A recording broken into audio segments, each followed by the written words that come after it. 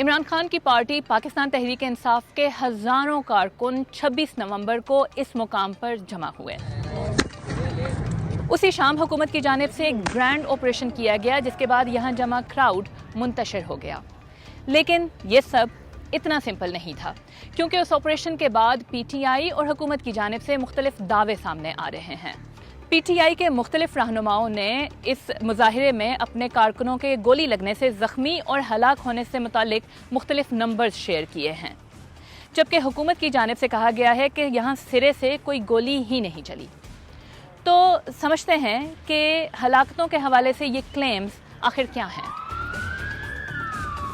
پولی clinic کی انتظامیہ نے بدھ کے روز بیان جاری کرتے ہوئے اپنے ہاسپٹل میں کسی بھی ایسے فرد کی لاش لائے جانے کی تردید کی تھی جس کی ہلاکت مبینہ طور پر مظاہرین کے خلاف ہونے والے اس آپریشن کے دوران ہوئی۔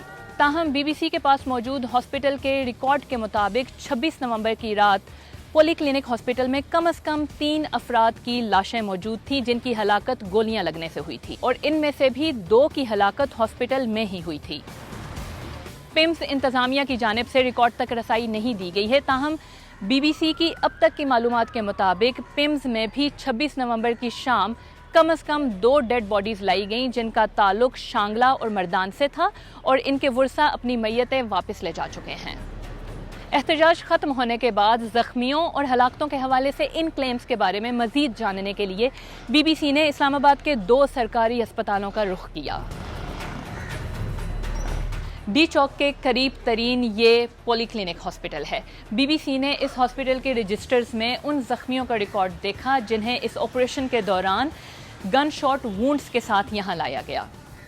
ان کی تعداد 28 تھی، اور یہاں کئی ڈاکٹرز اور طبی عملے نے یہ تصدیق کی ہے کہ ان سب کو ان کے فرینڈز، فیملیز یا خود پی ٹی آئی کے ورکرز بھی سرجریز کے فوراً بعد ہاسپٹل سے لے گئے۔ یہاں موجود کئی ڈاکٹرز نے بی بی سی سے بات کی ہے، اور انہوں نے اپنا نام ظاہر نہ کرنے کی شرط پر یہ بتایا۔ ہم نے آج تک ایک رات میں اتنی سرجریز نہیں کی ہیں جتنی آپریشن کی رات کی گئیں۔ بعض زخمی اس قدر تشویشناک حالت میں آئے کہ انہیں اینستھیزیا دینے کا انتظار کرنے کی بجائے ہمیں سرجریز شروع کرنی پڑیں۔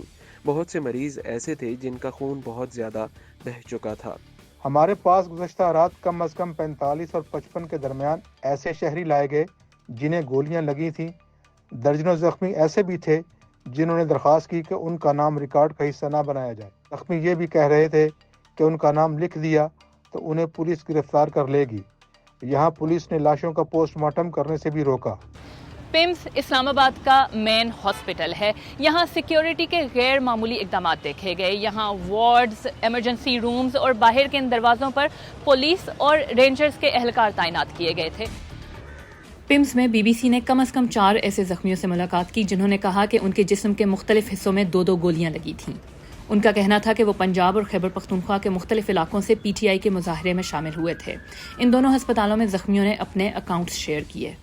میں اپنے شوہر اور بہن کے ساتھ جنا ایونیو پر فلائی اوور کے نیچے گاڑی میں تھی، اور میرے شوہر گاڑی سے باہر تھے۔ اچانک فائرنگ کی آواز آئی۔ میں نے سوچا یہ آنسو گیس کی شیلنگ والی فائرنگ ہوگی۔ لوگ بھاگ رہے تھے۔ پھر مجھے اپنے شوہر نظر آئے۔ وہ دونوں ہاتھ سڑک پر رکھے گھٹنوں کے بل ایسے بیٹھے ہوئے تھے۔ میں ان کی طرف بھاگی۔ ہر طرف فائرنگ ہو رہی تھی، صرف چیخیں تھیں، بس صرف چیخیں۔ ہر بندہ اپنی جان بچانے کے لیے بھاگ رہا تھا۔ وہ قیامت تھی، جیسے جنگ ہو رہی ہو۔ میرے ہاتھوں پر میرے شوہر کا خون ہی خون لگا تھا۔ میرے خیال میں یہ 5 بجے کا وقت ہوگا جب میں ایکسپریس وے پر تھا۔ اچانک فائرنگ شروع ہوئی اور میرے سامنے جو آدمی کھڑا تھا اس کے سر میں گولی لگی۔ میں نے خود اسے اپنے سامنے مرتے ہوئے دیکھا۔ اس کے بعد اگلی 2 گولیاں مجھے لگیں۔ میں ربڑ بلٹس کی بات نہیں کر رہا، میں اصلی گولیوں کی بات کر رہا ہوں۔ میں نے خود اپنے ہاتھوں سے درجنوں زخمی لوگوں کو ایمبولینس میں ڈالا اور یہاں اس ہسپتال میں پہنچایا ہے۔ آج یہ کیسے کہہ سکتے ہیں کہ ان کے پاس زخمی نہیں ہیں؟ میں جب گھر سے نکلا تھا تو مجھے پتا تھا کہ یا تو عمران خان کو واپس لائیں گے یا گولیاں کھائیں گے۔ ان ہاسپٹلز میں ڈاکٹرز اور طبی عملے کی جانب سے یہ دعویٰ کیا گیا کہ پولیس حکام نے انہیں لاشوں کا پوسٹ مارٹم کرنے سے روکا۔ یہاں موجود مریضوں کے لواحقین نے یہ الزام بھی لگایا کہ ہسپتالوں کی انتظامیہ انہیں مریضوں کی میڈیکل فائلز تک رسائی نہیں دی رہی ہے۔ بی بی سی نے ان تمام الزامات سے متعلق اسلام آباد پولیس، پولی کلینک کی انتظامیہ اور یہاں پمز کی ایڈمنسٹریشن سے رابطہ کیا۔ پمز انتظامیہ نے کہا ہسپتال میں تمام زخمیوں کا علاج کیا جا رہا ہے، تاہم انہوں نے دیگر سوالوں کا جواب اب تک نہیں دیا۔ لیکن اسلام آباد پولیس اور پولی کلینک کی جانب سے لاشوں کے پوسٹ مارٹم اور پولیس کے دباؤ سے متعلق کوئی جواب نہیں دیا گیا۔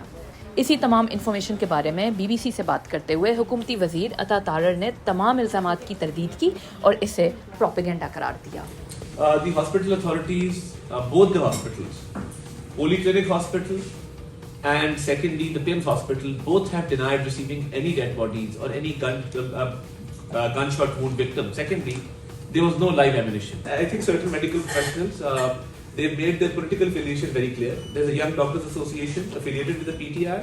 So I'm not sure which medical professionals you're talking about, but I can confirm that the medical superintendent, the hospital in charge and the health ministry have issued written information regarding this and they've categorically denied this.